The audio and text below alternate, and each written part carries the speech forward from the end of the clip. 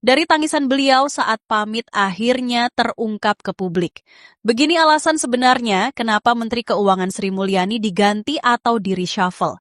Perlu diketahui, Presiden Prabowo Subianto baru saja membuat keputusan yang mengguncang panggung politik nasional. Sri Mulyani Indrawati, sang Iron Lady Ekonomi Indonesia, resmi disingkirkan dari kursi Menteri Keuangan. Para ekonom sedikit terkejut, pasar modal bergejolak, dan rakyat bertanya-tanya, ada apa sebenarnya di balik reshuffle mengejutkan ini? Senin sore, 8 September 2025, menjadi hari yang tak terlupakan dalam sejarah politik Indonesia.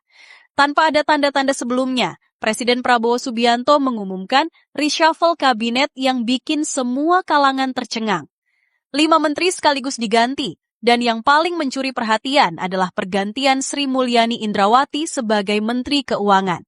Bayangkan, Sri Mulyani yang selama ini dikenal sebagai menteri andalan, sosok yang dipercaya pasar internasional, tiba-tiba harus melepas jabatannya. Penggantinya adalah Purbaya Yudisadewa, seorang ekonom yang memang kompeten, tapi menurut ekonom senior Indef, Fadil Hasan, dia belum memiliki pengalaman langsung mengelola fiskal secara keseluruhan. Para ekonom lain juga langsung bereaksi keras.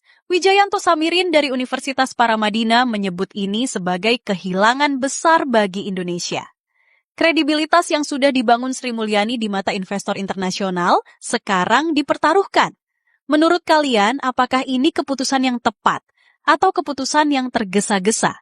Di lain sisi, menurut pengamat ekonomi, Ibrahim Aswaibi, digantinya Sri Mulyani diduga kuat terkait dengan serangkaian demonstrasi yang terjadi pada akhir Agustus 2025 lalu. Berdasarkan kabar yang beredar, demo-demo yang menentang berbagai kebijakan ekonomi, terutama terkait kenaikan PPN dan reformasi perpajakan, diduga menjadi salah satu faktor pertimbangan Prabowo. Masyarakat menuntut perubahan, dan sepertinya Presiden merespons dengan cara yang tak terduga. Sore ini tak terduga Presiden Prabowo melakukan reshuffle kabinet. Ini cukup luar biasa, ada satu menteri yang sebelumnya merupakan menteri andalan, baik dalam pemerintah SBY, Susilo Bambang Yudhoyono, kemudian pemerintahan Jokowi 2 kali, dan 8 bulan mengikuti Presiden Prabowo, ujar Ibrahim Aswaibi dalam keterangan suara kepada wartawan, Senin, 8 September 2025.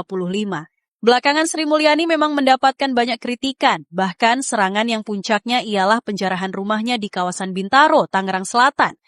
Ia merupakan satu-satunya menteri yang dijarah kediamannya, selebihnya adalah beberapa anggota DPR RI dari kalangan artis. Kemungkinan besar awal mula karena bahwa pejabat-pejabat dari DPR juga sudah dikeluarkan, kemudian ada pejabat sekelas menteri terkena penjarahan juga, dan mungkin masuk dalam radar reshuffle kabinet. Apalagi setelah mahasiswa dan buruh menemui Presiden Prabowo di istana dengan membawa tuntutan 17+8.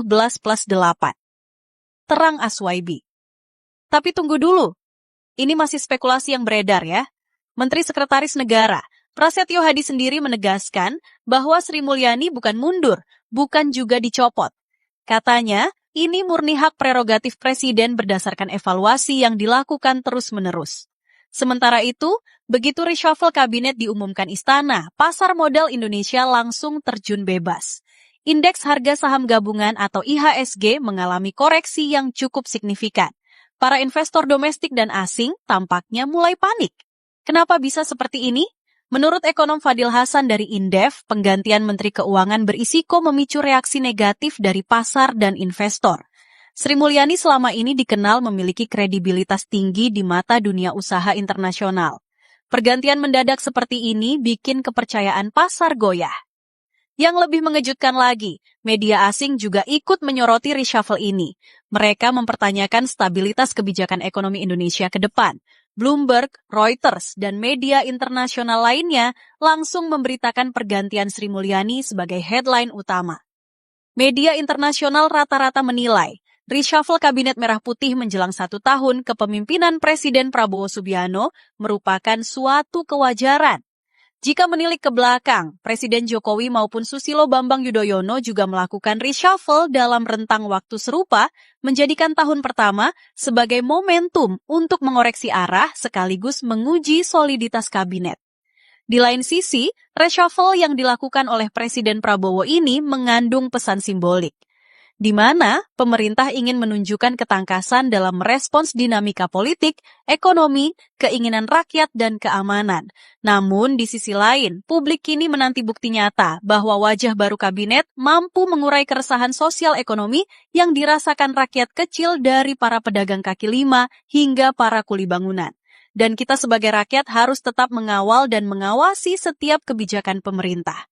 Jangan lupa tekan like kalau video ini informatif, subscribe untuk update berita politik terdepan, dan komen pendapat kalian tentang reshuffle Sri Mulyani dan menteri-menteri yang lain. Terima kasih sudah menonton, sampai jumpa di berita selanjutnya.